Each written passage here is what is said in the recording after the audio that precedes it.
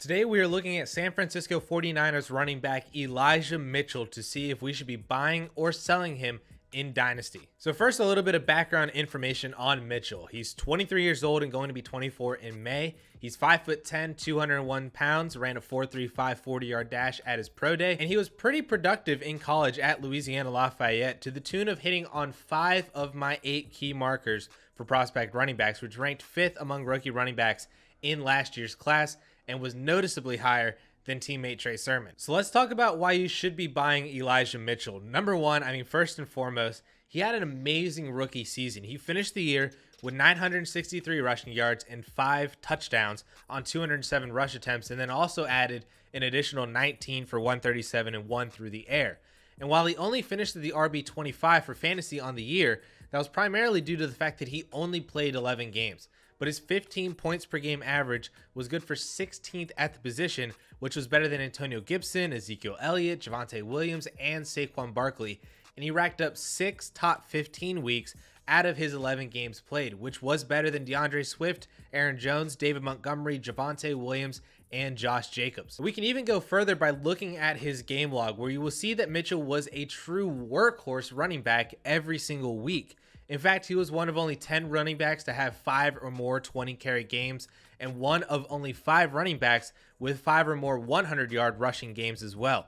He was Kyle Shanahan's guy, and even when he would miss a game or two with injury, he always went right back into the starting role, relegating every other running back to barely any usage at all. So the usage is fantastic. The production is fantastic. All we need is some longevity to buy into Elijah Mitchell at his price. And this is the biggest issue for a lot of people when it comes to 49ers running backs. Is too often I hear Shanahan uses a committee, or the Niners have a carousel at running back, and you never know who it's going to be. Well, I'm here to debunk that idea because frankly, it's not true. It's a total fabrication. I went back and charted every single game for the 49ers since Kyle Shanahan took over in 2017, giving us 5 years worth of running back data. So let me break it down for you. So the way I framed this one out is I basically took every single game for the 49ers since 2017, every single year, and I charted out who was the week leader in rush attempts. So starting with 2017, you'll see that the majority of the time it was Carlos Hyde. Actually, in 15 out of 16 games in 2017, it was Carlos Hyde's job. Moving into 2018, now Carlos Hyde leaves in free agency, and then in comes Jerick McKinnon. You remember he signed that massive contract. It was like 3 years of $40 million or something crazy like that for Jerick McKinnon. And then also Alfred Morris signed a 1-year deal, reuniting with Kyle Shanahan from their Washington days. But it was that year that everybody expected Jerick McKinnon to be the guy based on that contract. But unfortunately, McKinnon tore his ACL before the season even started. And so Shanahan actually had to scramble to try to find a guy. He had Alfred Morris, who he just brought in, still had Matt Breida from the year prior. Jeff Wilson was kind of on the team. So this really is the start of the running back carousel in San Francisco. Was you had Alfred Morris as the starter. Matt Breida came in and spelled a few games. Alfred Morris, Matt Breida. It was just back and forth. It took a while for Kyle Shanahan to find his guy. So we can now enter 2019. Alfred Morris is gone in free agency. In comes Tevin Coleman on a 2-year deal, reuniting him with Kyle Shanahan from their Atlanta Falcon days. So now we have Matt Breida, Raheem Mostert, Tevin Coleman, and it really just started out as Matt Breida. Mostert kind of came in here a little bit, then got hurt. Then it was kind of this back and forth between Matt Breida and Tevin Coleman, back and forth, and then Matt Breida got hurt, so Tevin Coleman was the guy. But from what we know of Tevin Coleman is not really a good running back. So actually right here in week 13 of 2019 was the keys being handed over to Raheem Mostert. Matt Breida was hurt. Tevin Coleman, not good. Raheem Mostert actually got the shot, and he ran with it for the remainder of the 2019 season. He was fantastic. He had all the rush attempts. He had a couple targets every single game. He was scoring touchdowns left and right, and that actually translated into Raheem Mostert being the guy to start the 2020 season as well. So moving into 2020, Raheem Mostert gets 15 carries, 5 targets right off the rip. But then in week 2, that was actually the game where Raheem Mostert had an 80-yard rushing touchdown on the first play of the game and then injured his knee the remainder of the game. And there was actually Tevin Coleman who took over. Then Raheem Mostert comes back from injury, back into the starting role, then gets hurt again. He actually goes on IR with an ankle sprain. It's Jeff Wilson. It's JaMychal Hasty after Jeff Wilson gets carted off. And then JaMychal Hasty gets relegated back to the bench when Jerick McKinnon comes back. But then after the bye week where Raheem Mostert returns from the injured reserve, he gets the job back for 3 weeks and then gets hurt again. And then it's Jeff Wilson's job for the remainder of 2020. So then we move into 2021.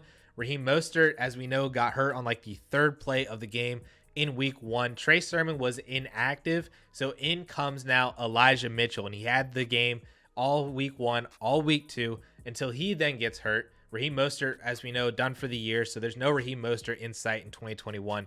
Mitchell gets hurt in week 2. So it's Trey Sermon in week 3 and week 4.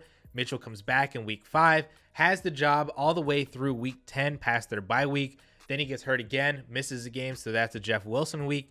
Comes back, gets the workload again, gets hurt in week 13. Jeff Wilson then comes back and finishes it out as the starter for Elijah Mitchell. So you can see that really the carousel that was the Niners backfield, primarily from 2018 through 2020, was because of injuries.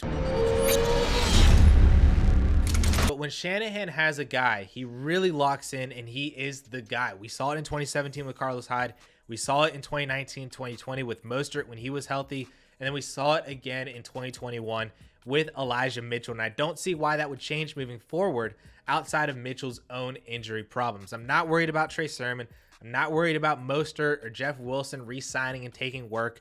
Not even worried about a free agency signing or a rookie coming in and taking work away from Elijah Mitchell. This backfield is his for the foreseeable future. And that to me is enough to buy in Dynasty. Let's talk now why you should sell Elijah Mitchell in Dynasty. And there are actually a couple reasons why you might be concerned despite the production and the perceived trust that the 49ers have in him.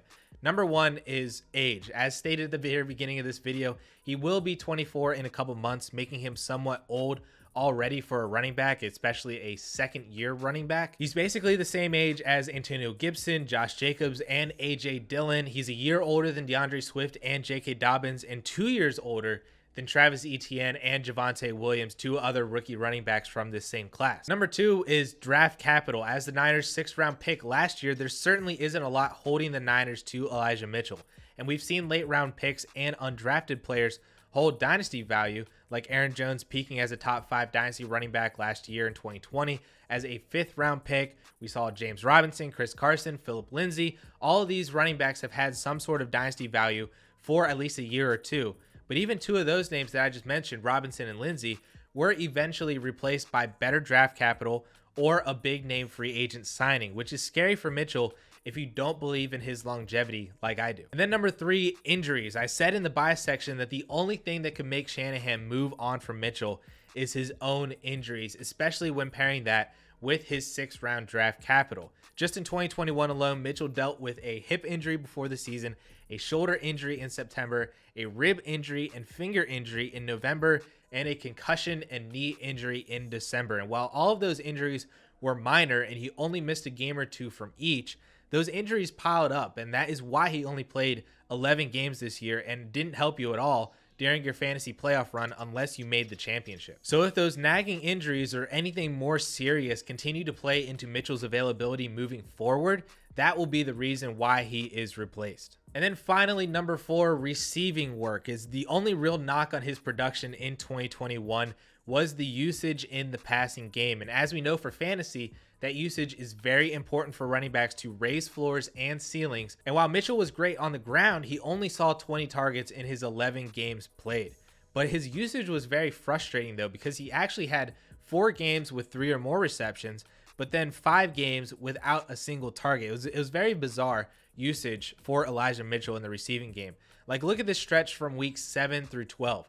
0 targets, 0 targets, 5 targets, 0 targets, then 6 targets. Like, what even is that type of usage? And if that usage were to continue, Mitchell's ceiling is capped, and it's going to be hard for him to really be a fantasy RB1 without great rushing production and primarily touchdowns. And that is fine when you are buying at RB2, RB3 prices, but it can be bad if you are trusting Elijah Mitchell as your RB1. So then finally, let's talk about his current dynasty price. According to January DLF ADP, Mitchell is slotted in as the RB14, just behind Eckler, Dobbins, and Gibson, and ahead of Akers, Henry, and Montgomery.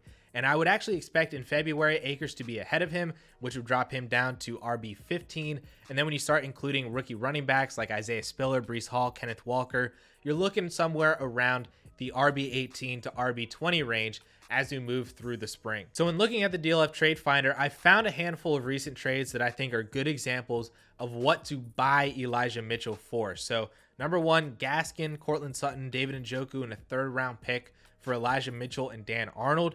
Number 2, Rashad Bateman for Elijah Mitchell. Number 3, Le'Veon Bell and a 22 second for Elijah Mitchell. Number 4, Ezekiel Elliott, Jordan Howard for Elijah Mitchell and James Robinson. And lastly, Miles Sanders for Elijah Mitchell. And then there are a lot of good examples of what to sell Elijah Mitchell for if you're looking to do that in Dynasty. Like Elijah Mitchell, Rondale Moore, and a 3rd round pick for Cam Akers. Elijah Mitchell, Devonta Smith, and Trey Sermon for Mike Evans and a 22 first and 2nd. And then Elijah Mitchell and a 22 first for CD Lamb. And to me, when it comes to Mitchell versus a 22 first, basically the way I would say it is I would sell for anything higher than a 1.07 and buy for anything lower than that. And in Superflex, that bar drops down to the 108, 109 range as well. So let me know down in the comments if you guys are buying or selling Elijah Mitchell in Dynasty, and if this video helped you decide in one way or another. Also, please let me know if there are any players that you would like to see a buy or sell video on, just like this one. And if you would like to see some more players to buy and sell in Dynasty, you can click right up here and watch that video. And with that all being said, guys, thank you all so much for watching. We'll catch y'all later.